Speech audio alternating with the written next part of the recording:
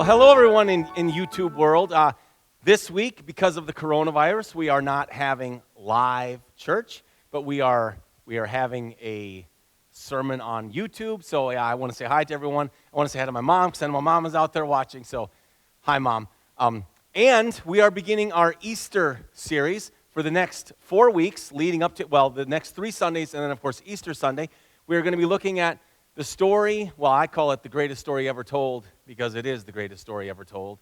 And this morning's title is, This Is My Body. But before we turn to the text, let's pray. Father in heaven, be with us and guide us and help us. And I think about the people that will be listening to this and the things that they're going through. And though I don't have any idea where they are or who they are, you know every one of them. And you know everything about them, and you know their hopes and their fears. So I just pray that you minister to them, that you meet them, that you connect with their hearts and their minds, that you protect them, that you guide them, that you bring them back home if they are wandering, that you heal them if they are wounded, that you comfort them if they are grieving, that you restore their souls, because that's what you do as the Good Shepherd. So Jesus, in your name, for your kingdom and your glory, we pray these things. Amen. Well, as I said, we're going to be looking at the story of Jesus primarily out of the Gospel of John in the next 2 weeks. But this morning I'm going to start in the Gospel of Matthew, because Matthew has some details that John does not have. John was written later, and so John filled in the pieces. But if I'm just in John, we miss this whole beautiful part of Jesus telling his disciples, this is my body. So that's where we're going today. We're going to start at verse 1. It says, when Jesus had finished saying all these things, and you say, what things had Jesus finished saying? Well, we're in the Gospel of Matthew. This is chapter 26. So chapter 25 ends with Jesus telling the story of when the Son of Man comes back with all of his angels, and he gathers the nations, and he separates them as a shepherd separates the sheep from the goats. That's the last story he had. So it says, when Jesus had finished saying all these things, he said to his disciples, as you know, the Passover is 2 days away, and the Son of Man will be handed over to be crucified. He knew what was going to happen, and he told them what was going to happen. They couldn't quite comprehend it. They couldn't make sense of it. So when the events did take place, they still took the disciples by surprise, but they didn't take Jesus by surprise. He told them, the Son of Man will be handed over to be crucified. Then the chief priests and the elders of the people assembled in the palace of the high priest, whose name was Caiaphas. Just a little bit about Caiaphas. They have found an ossuary. An ossuary is a box that they would keep bones in. They found an ossuary in the early 90s with these words inscribed in it. Caiaphas, son of Joseph. That's who this Caiaphas was. He was the high priest of Israel. He was the son of Joseph. You can look it up. And I tell you that to tell you this, over and over and over and over, archaeology and science confirm that the Bible is true. There are all of these other religious books out there, and people often wonder, well, how do I know which to believe? How do I know one is better than another? Well, one way is, are the ancient historical religious writings accurate and true? And over and over and over, the Bible is proven to be accurate. It's proven to be true. So there was a man named Caiaphas, and here he is. He's the high priest. And they schemed to arrest Jesus secretly and kill him. Now, we're in chapter 26, but all the way back in chapter 12 is when the religious leaders actually made the decision that they had to kill Jesus.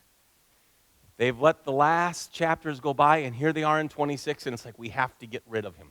However, they had a problem. But not during the festival, because during the festival, during Passover, all the Israelites would travel to Jerusalem, and the city would swell in size. And Jesus was popular all over Israel, because people had heard him. People had seen him. And so here they're saying, not during the festival, or there may be a riot among the people. And while Jesus was in Bethany, Bethany's a village a few miles away, in the home of Simon the leper, and here's what we know about Simon the leper. His name was Simon, and it is believed that he had been healed of leprosy by Jesus, but he was still forever known as Simon the leper. So while Jesus was in Bethany, in the home of Simon the leper, a woman came to him with an alabaster jar of very expensive perfume, which she poured on his head as he was reclining at the table. Now we learn in the Gospel of John that this very expensive perfume was worth about a year's wages.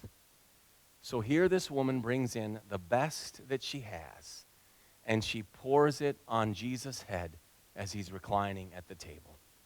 And when the disciples saw this, they were indignant.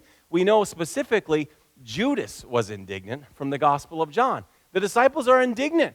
Why this waste? They asked. Here this woman, she brought the best she had. She brought the best she had, and it was the way that she could show Jesus that she loved him by giving her absolute best. She poured it on his head and let it run down his face and his beard and all over his clothes. And the disciples, who should love Jesus, who should know who he is because they've walked with him and they've talked with him. They ate the bread that he broke. They ate the fish. They picked up the fish. They've seen everything he's done. And instead of understanding what this means, they are indignant about it. And this woman gave all that she had, and they say, why this waste?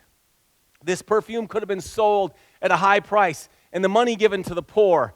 Aware of this, Jesus said to them, why are you bothering this woman?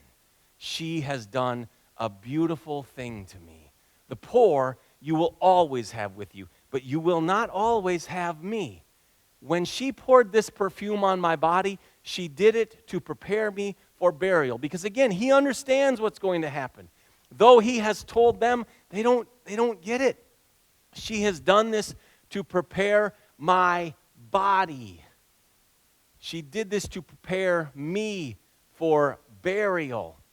Truly I tell you, and this is an amazing thing, he says, truly I tell you, wherever this gospel is preached throughout the world, what she has done will also be told in memory of her. Now we learn from the Gospel of John that this was Mary, Lazarus' sister. But here's Jesus telling us, wherever the gospel is preached, and think about all the places the gospel has been preached. It's been preached around the world, and it will be preached in the entire world. And wherever it's preached, what she has done will be told in memory, not of Jesus, in memory of her. In memory of her. We learn in the Gospel of John, John wrote that Jesus did so many things. John, and he was talking hyperbolically, but he said, I suppose if everything that he was written down was done, the whole world could not contain the books. But the one thing that Jesus wanted to make sure everyone knew was what this woman did for him.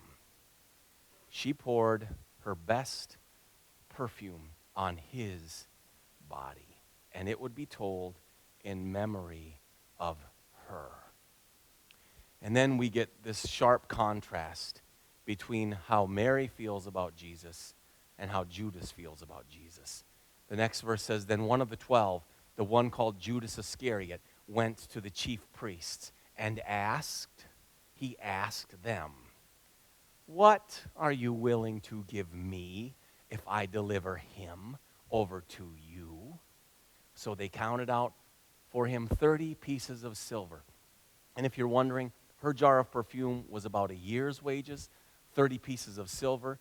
That was about 120 denarii. A denarii was a day's wage. It's roughly 4 to 6 months' wages. She gave away a year's worth. Judas is willing to betray Jesus for 6 months' worth. From then on, Judas watched for an opportunity to hand him over. On the first day of the festival of unleavened bread, the disciples came to Jesus and asked, where do you want us to make preparations for you to eat the Passover? He replied, go into the city to a certain man and tell him, the teacher says, my appointed time is near. I am going to celebrate the Passover with my disciples at your house. Now, there are two theories on this. One is that Jesus had set this up ahead of time, and he told the disciples to go in. The one that I believe is actually this was more of a divine act by Jesus. He said, you go in, you'll find this man, you tell him the teacher. That's how Jesus referred to himself. You tell him the teacher, his time is near. Did this man understand what the time? I doubt he understood what he meant. But Jesus said, you tell him the teacher says his time is near, and he wants to celebrate the Passover with his disciples at your house.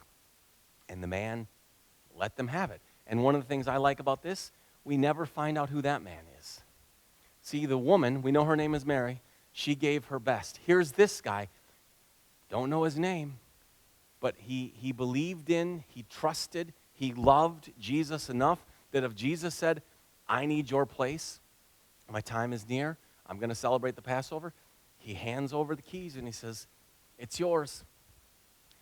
So the disciples did as Jesus had directed them, and they prepared the Passover. While evening came, Jesus was reclining at the table with the 12. And while they were eating, he said, truly I tell you, one of you will betray me. And now things get really serious. And you know what you are capable of. At least you know part of what you're capable of. I'm sure all of us have thought we were one thing only to find out, like, how could I do that? How could I fail like that? How? And then you begin to question everything about who you are. And here Jesus is with his disciples, and he says, truly I tell you, one of you will betray me. And now they're thinking, well, is it me? I mean, if it's one of us, who's it going to be? They were very sad, and they began to say to him one after the other, surely you don't mean me, Lord? And Jesus replied, the one who has dipped his hand into the bowl with me will betray me. The Son of Man will go just as it is written about him. But woe to that man who betrays the Son of Man. It would be better for him if he had not been born. And I want to read that again. Think about the strength of these words. Woe to that man who betrays the Son of Man. It would be better for him if he had not been born.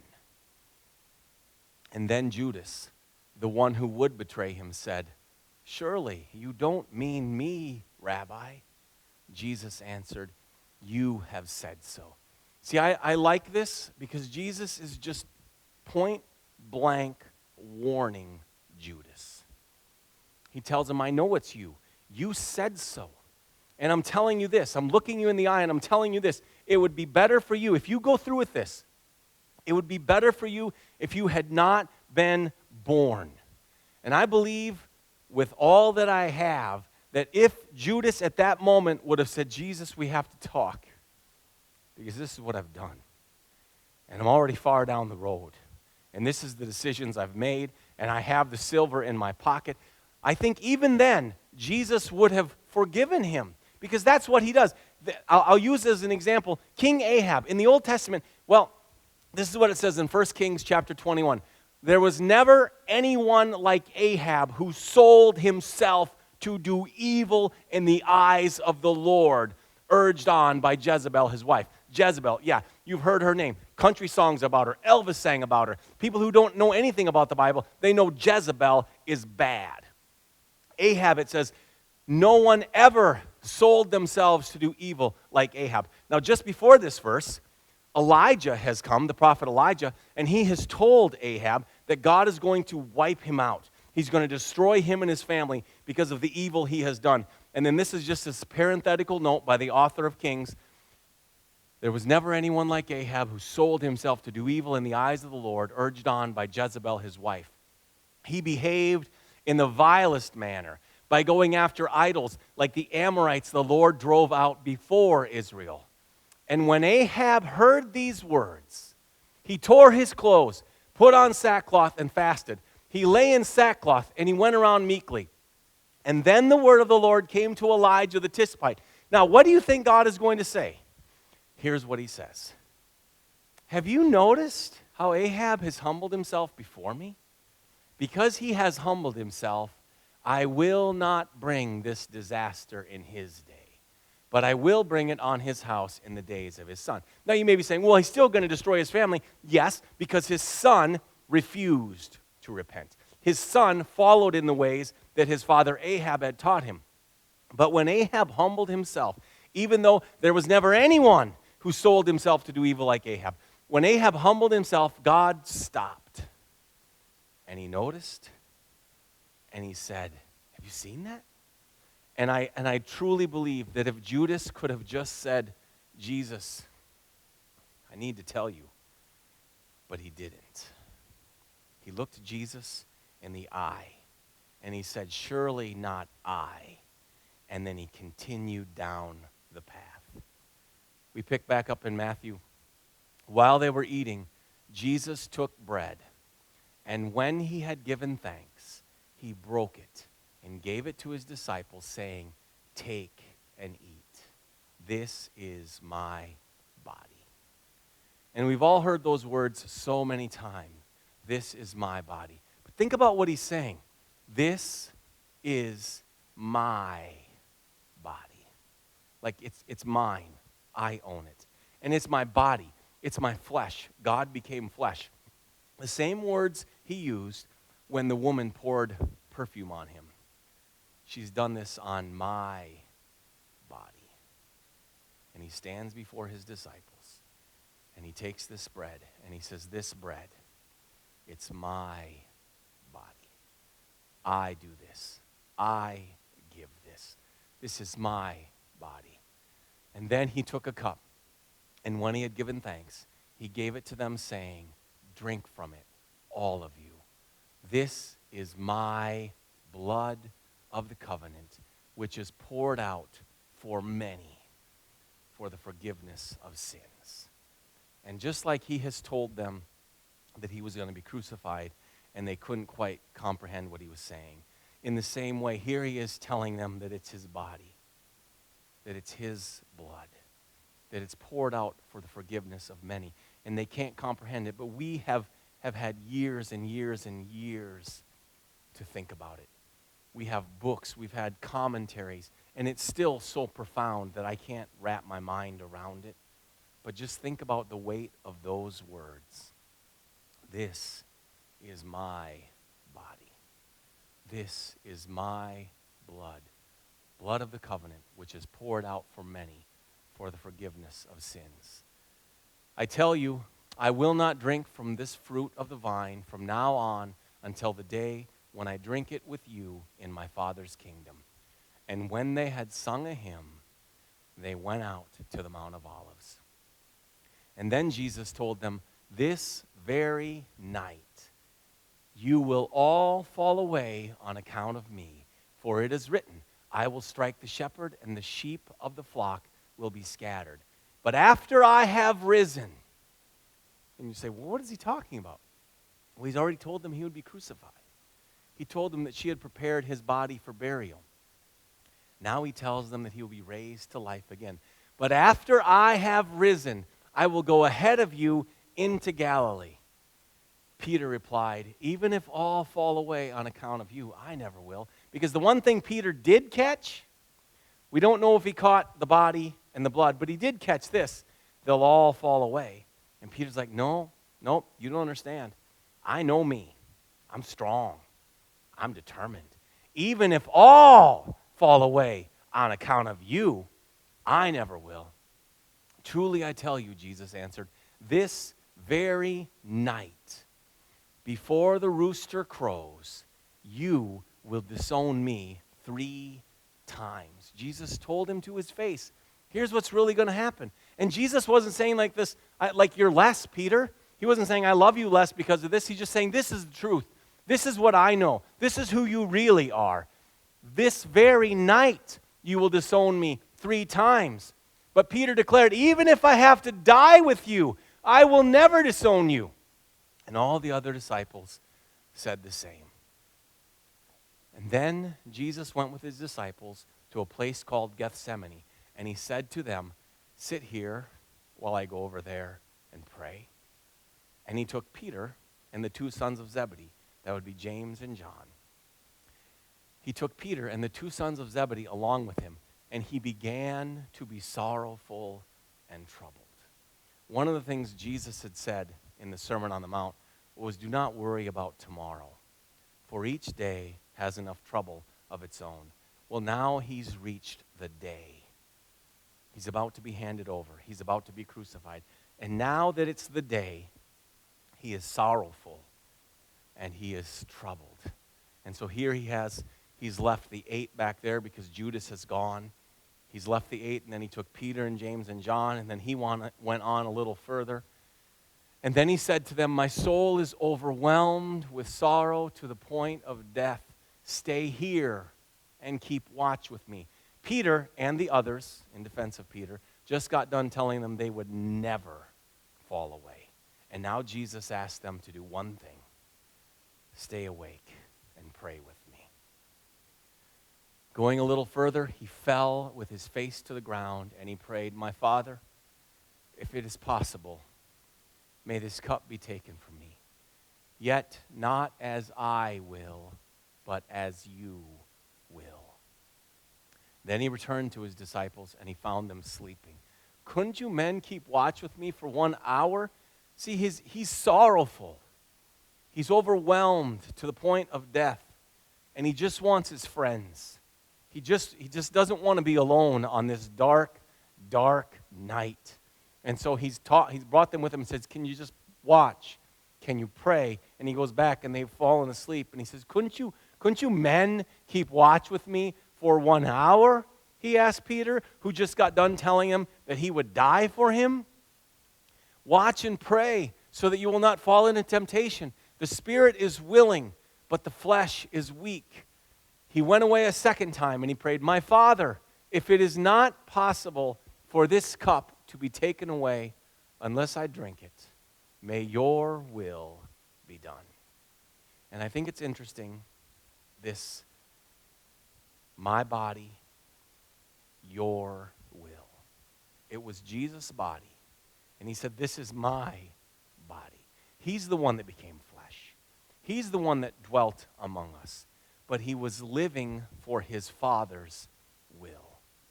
"If it is not possible that this cup be taken away unless I drink it, may your will be done."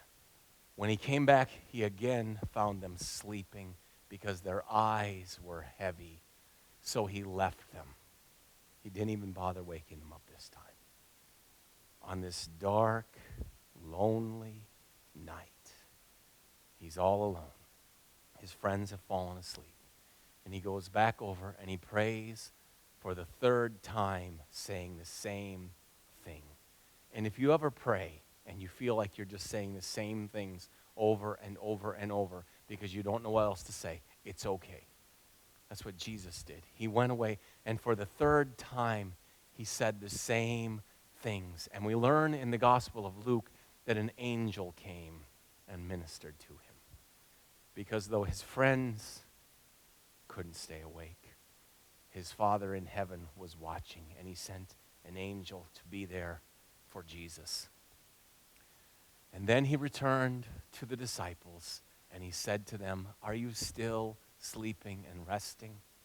Look, the hour has come, and the Son of Man is delivered into the hands of sinners.